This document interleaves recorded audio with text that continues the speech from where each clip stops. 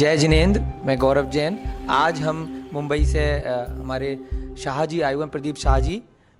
वो महाराज जी श्रुत सागर महाराज जी के दर्शन करने के लिए आए हुए हैं। लाल मंदिर में आचार्य श्रुत सागर महाराज जी विद्यमान हैं और यहाँ पे प्रदीप जी ने महाराज श्री से कुछ वीगनिज्म को लेकर, दूध उत्पादों को लेकर कुछ सवाल पूछे हैं। तो हम महाराज श्री से नमोस्तु करते हुए महाराज श्री के विचार आप सबके लिए जानना चाहते हैं।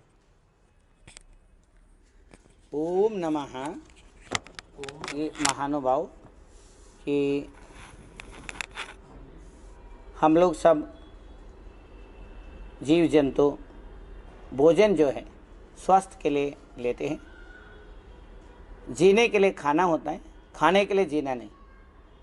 तो ये आजकल जो इस विश्व में भोजन से संबंधित कई विकृतियां आई हुई हैं, उसमें उनसे जानवरों से प्राप्त नाना प्रकार के निरामिष मांसाहार भोजन और इसके अलावा जितने भी खाने पीने के चीज़ें हैं, इनसे ऊपर उठ करके भोजन को हम दवाई की तरह ले।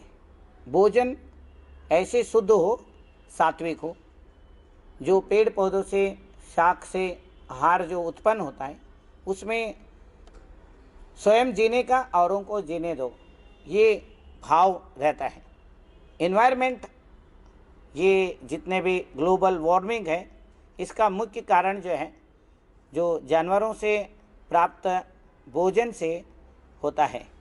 और उसमें ख़ास तौर से जो शाकाहारी लोग हैं उन लोगों के लिए भी, जैसे मधुमक्खियों से प्राप्त शहद हो गया, और ये जो चीज़ें बाहर से हम प्राप्त करते हैं उनसे नाना प्रकार के विकृतियाँ आती हैं और नाना प्रकार के प्रॉब्लम्स क्रिएट हो जाते हैं।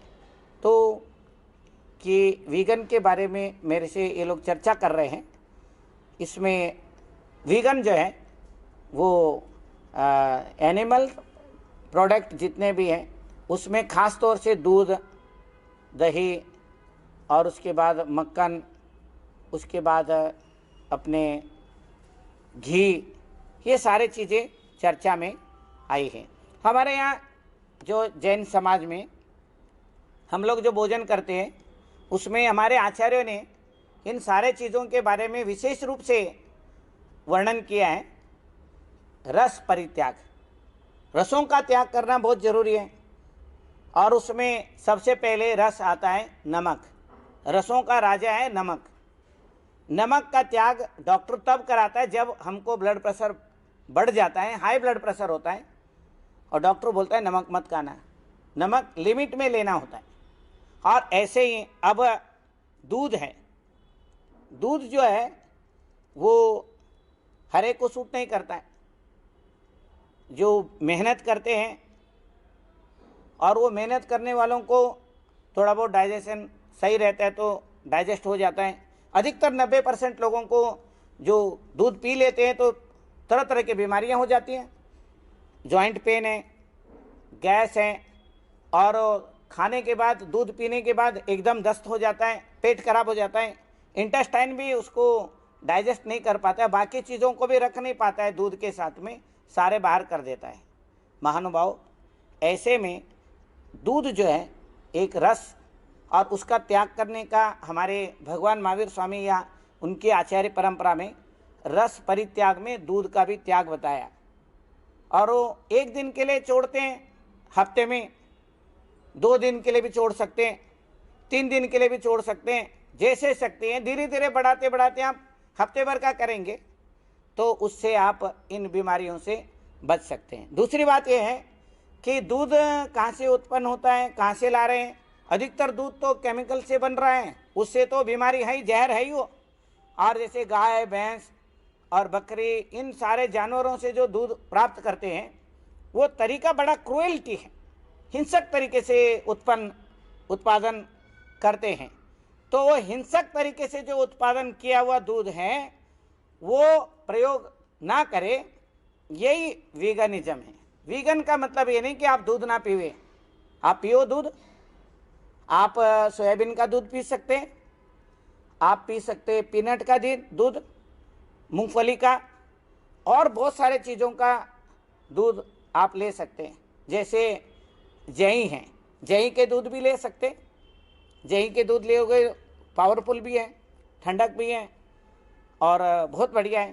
तो महानुभाव कि इस तरीके के जैसे दूध हो गया, दही है, उसमें भी फैट है, और मक्खन छाछ है, उसमें भी, उसके अंदर मक्खन वाला छाछ है।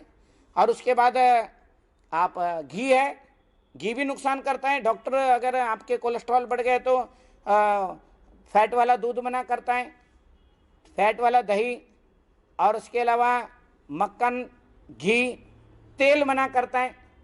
तेल भी हम गलत सोर्स से बना हुआ तेल भी लेंगे, वो भी नुकसान करता है।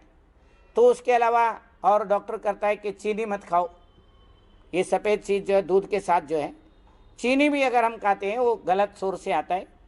उसके अंदर भी कहते हैं कि हड्डी वड्डी डालते हैं। वैसे तो केमिकल्स पड़ते हैं, कोई भी केमिकल नुकसान करता है।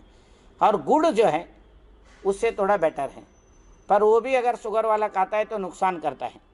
तो महानुभाव, ये जो हम शुद्ध भोजन की बात कर रहे हैं कि ये जैसे आम खाओ, स्वयं जियो, गुटली बो, औरों को जीने दो।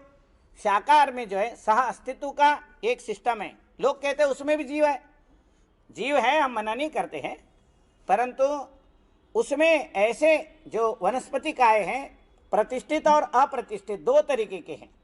जो अप्रतिष्ठित जो है उसको साधारण और प्रत्येक हम कहते हैं।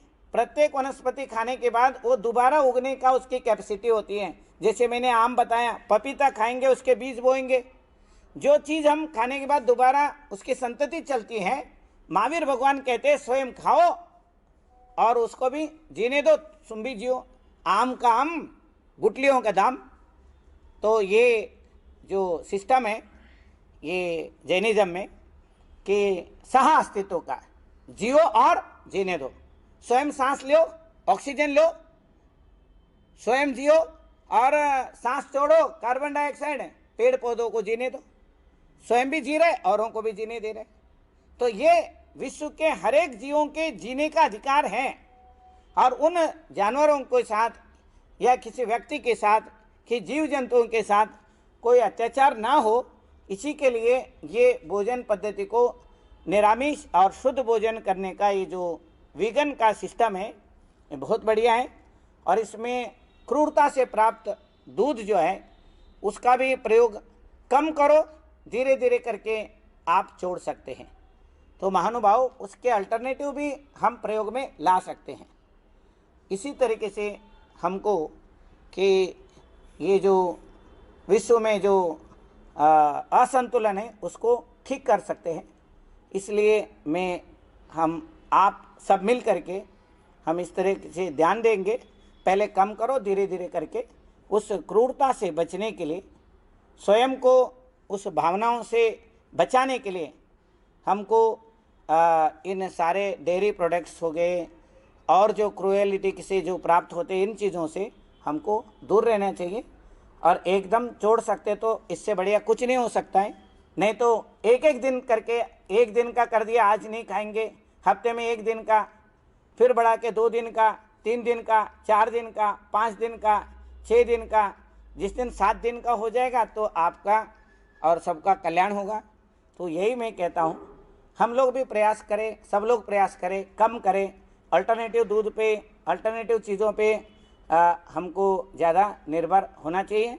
मैं इन्हीं बातों के साथ कि वीगनिज़म जो है वो बिल्कुल बहुत बढ़िया चीज़ है। विश्व के सबके लोगों के लिए, आपस में भोजन के लिए, सबको भोजन मिले, सबका जीवन सही चले, सारे जीवों के प्रति दया भाव हो, करुणा वात्सल्य भाव हो, प्रेम भाव हो, मैत्री भाव हो। तो यही मैं विश्व शांति के मंगल कामना करता हूँ। ये बोले शिव सागर महाराज की जय।